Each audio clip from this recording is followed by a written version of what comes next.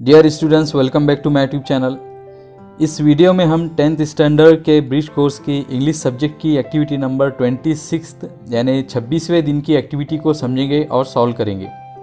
आज की जो एक्टिविटी है इसका टाइटल और इसके लर्निंग आउटकम है पैराफ्रेज अ वर्ड और फ्रेज, यानी किसी फ्रेज या वर्ड को पैराफ्रेज करना। पैराफ्रेज कहते हैं कि किसी फ्रेज या वर्ड को या अपने थॉट को दूसरे अल्फाजों में, दूसरे शब्दों में कहना, यानी कैसे हम एक ही सेंटेंस को किस तरीके से अलग अलग वर्ड्स के साथ में बता सकते हैं, बोल सकते हैं, अपने दिल की बात अलग अलग वर्ड्स के साथ में कह सकते हैं। तो इस एक्टिविटी में हमको ये सिखाया जाएगा कि अलग अलग वर्ड्स का, सिनोनिम्स का कैसे यूज़ करना है। आज के लेसन की पहली एक्टिविटी है लर्निंग एक्टिविटी। इसमें हमसे कहा जा रहा है कि read the following passage carefully and paraphrase the underline word और फ्रेज। कि नीचे आया हुआ पैसेज आपको केयरफुल होकर पढ़ना है और अंडरलाइन किए हुए वर्ड या फ्रेज को पैराफ्रेज करना है, यानी उनको दूसरे वर्ड्स के साथ में चेंज करना है। तो पैसेज कुछ इस तरह है कि nature is continuously enticing us to spend time in her embrace.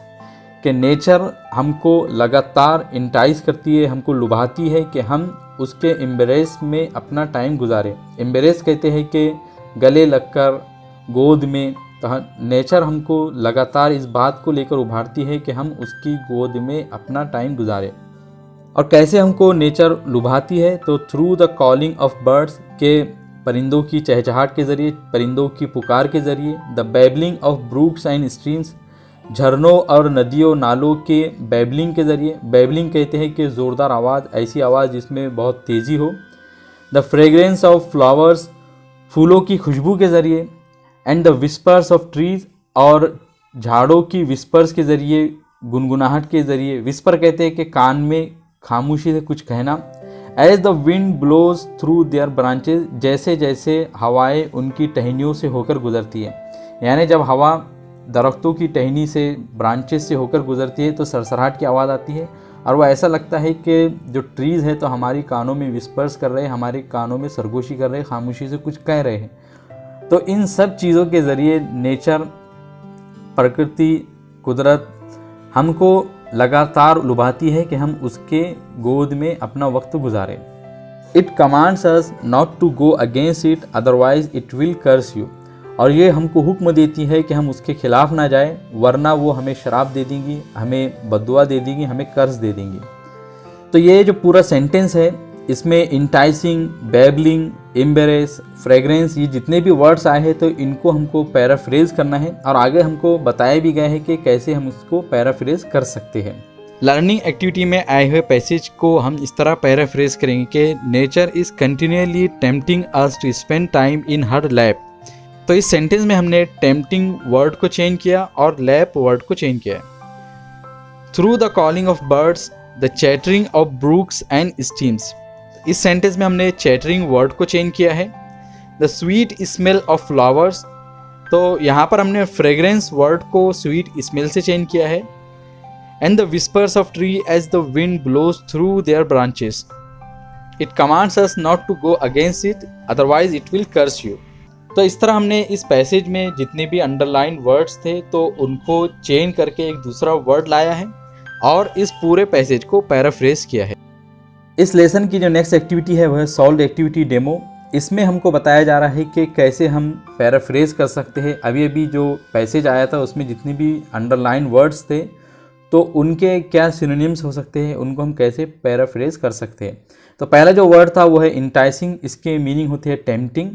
और इसको हम पूरे सेंटेंस को पैराफ्रेज इस तरह कर सकते हैं कि nature is always tempting us with its magical things. कि नेचर हमको लगातार हमेशा उभारती है अपनी जादुई चीज़ों के ज़रिए। तो यहाँ पे हम देख रहे हैं कि इंटाइसिंग वर्ड के बजाय हमने टेम्पटिंग वर्ड को यूज़ किया और इस तरह हमने इस पूरे सेंटेंस को पैराफ्रेज किया। सेकंड जो वर्ड था वो है एम्बेरेस। एम्बेरेस के मीनिंग होते हैं टू हग, गले लगाना।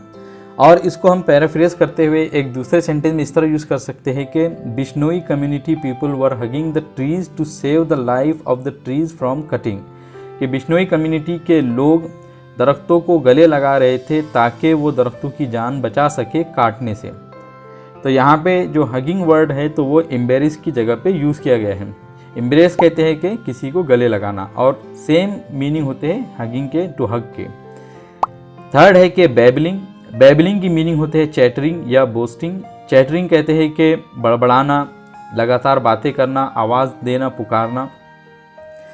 तो इसको हमने पैराफ्रेज करते हुए इस तरह लिखा है कि the boasting of some people creates an unpleasant atmosphere, कि कुछ लोगों की बड़बड़ाहट से एक अनप्लीजेंट, नाखुशगवार माहौल तैयार हो जाता है, क्रिएट होता है। तो बैबलिंग के जो दूसरी मीनिंग होते हैं, या बैबलिंग को हम दूसरे वर्ड में बूस्टिंग या चैटरिंग के ज़रिए भी कह सकते हैं। और जो नेक्स्ट वर्ड है वो है फ्रेग्रेंस। फ्रेग्रेंस के मीनिंग होते हैं प्लीजेंट ऑडर या स्वीट स्मेल, के अच्छी खुशगवार खुशबू या मीठी खुशबू। तो इसको हमने इस तरह से यूज़ किया है कि I like the sweet smell of मोगरा, कि मुझे मोगरा की मीठी खुशबू पसंद है। तो फ्रेग्रेंस की जगह पे हमने यहाँ पे स्वीट स्मेल वर्ड को यूज़ किया है। तो इस तरह इन पूरी एक्टिविटी में हम देख रहे हैं कि एक वर्ड की जगह पर हम दूसरा वर्ड रख रहे हैं, और इस तरह हमारे जो थॉट है, हम जो कहना चाह रहे हैं, तो उसकी मीनिंग सेम रह रहे हैं लेकिन वर्ड चेंज हो जा रहे हैं। तो पैराफ्रेज की मीनिंग यही है कि हम अपने थॉट को, अपने दिमाग में या जो कुछ हम बात कहना चाह रहे हैं उसको हम अलग अलग वर्ड्स के ज़रिए बता सकते हैं, कह सकते हैं। और अच्छा सेंटेंस ये होता है कि जिसमें हम अलग अलग वर्ड को एक ही मीनिंग के लिए लाए। आगे हमको प्रैक्टिस के लिए एक कुछ सेंटेंसेस, कुछ फ्रेजेस दिए जा रहे हैं कि पैराफ्रेज द फॉलोइंग वर्ड्स और फ्रेजेस, के नीचे आए हुए वर्ड्स या फ्रेजेस को पैराफ्रेज कीजिए। तो पहला जो वर्ड है वो है डिमॉन्स्ट्रेट, और डिमॉन्स्ट्रेट के मीनिंग होते हैं बताना, करके दिखाना। और इसके जो पैराफ्रेज करेंगे हम तो उसके मीनिंग आएंगे कि एग्जिबिट और इंडिकेट। एग्जिबिट मानी भी होता है कुछ करके दिखाना, दिखाना, और इंडिकेट के मानी भी होते हैं कि इशारा करना, किसी चीज़ की तरफ बताना। एलिसिट माने होता है ब्रिंग आउट, एक्सट्रैक्ट, यानी किसी चीज़ को ढूंढकर निकालना, बाहर निकालना, किसी चीज़ का सारांश निकालना। तो ये सब एलिसिट की मीनिंग होती है। कार के जो पैराफ्रेज करेंगे तो उसके मीनिंग या उसके जो सिनोनिम्स आएगा वो है ऑटोमोबाइल और vehicle. To be fond of, किसी चीज़ का शौकीन होना। तो इसका जो पैराफ्रेज हम करेंगे तो वर्ड आएंगे लवर या एडमायरर, किसी को पसंद करने वाला, किसी को सराहने वाला, किसी की तारीफ करने वाला। तो इस तरह हम यहाँ पर भी देख रहे हैं कि जितने भी अलग अलग वर्ड्स आए हैं तो उनको हम दूसरे वर्ड्स के ज़रिए भी उनकी सेम मीनिंग बता सकते हैं। तो पैराफ्रेज करने की मीनिंग ही यही है कि हम एक ही थॉट को, एक ही चीज़ को अलग अलग वर्ड्स के ज़रिए बताए।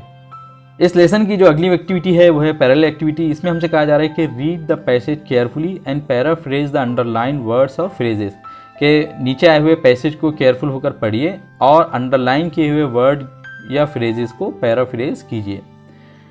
तो पैसेज कुछ इस तरह है कि I like the poem for the very reason that anyone else would like it, कि मुझे ये पोएम उसी रीज़न से पसंद है जिसके वजह से कि हर कोई उसको पसंद कर सकता है।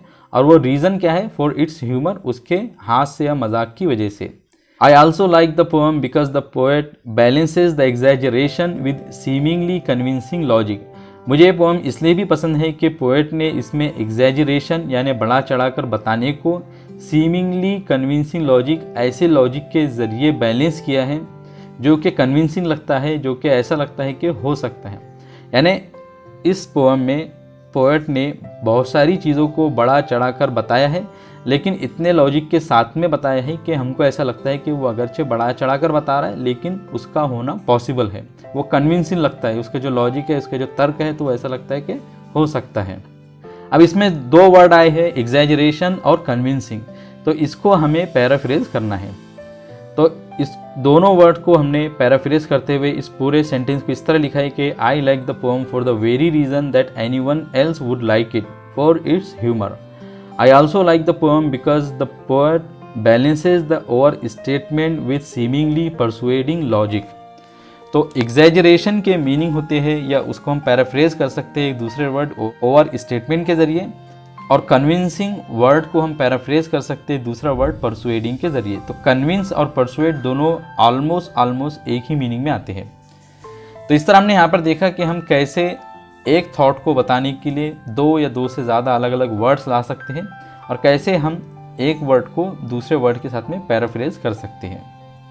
तो आज की इस एक्टिविटी में हमने यही सीखा है कि ज़रूरी नहीं है कि एक थॉट एक चीज़ को बताने के लिए एक ही वर्ड आए, बल्कि हम एक थॉट को एक चीज़ को बताने के लिए अलग अलग वर्ड्स ला सकते हैं, एक ही वर्ड को दूसरे वर्ड से रिप्लेस कर सकते हैं और इस तरह हम पैराफ्रेज कर सकते हैं। तो आज की जो एक्टिविटी है ये ज़्यादातर वर्ड को रिप्लेस करने में, सिनोनिम्स को यूज़ करने पर फोकस थी। अगली एक्टिविटी में भी हमको पैराफ्रेज करना ही बताया जाएगा, लेकिन अलग अलग दूसरे तरीक़ों से पैराफ्रेज करना बताया जाएगा। तो मुझे उम्मीद है कि इस वीडियो के मदद से आप लोगों ने आज के लेसन में आई हुई जितनी भी एक्टिविटीज़ है और आज के जो लेसन है उसका जो कॉन्सेप्ट है तो समझाऊंगा। अगर फिर भी आप लोगों का कोई डाउट या क्वेश्चन हो तो कमेंट सेक्शन में ज़रूर पूछिए। वीडियो पसंद आए तो उसे ज़रूर लाइक कीजिए, अपने फ्रेंड्स और क्लासमेट्स के साथ में शेयर कीजिए और इसी तरह की इन्फॉर्मेटिव और एजुकेशनल वीडियोज़ के लिए मेरे चैनल को ज़रूर सब्सक्राइब कीजिए। I will see you in my next video.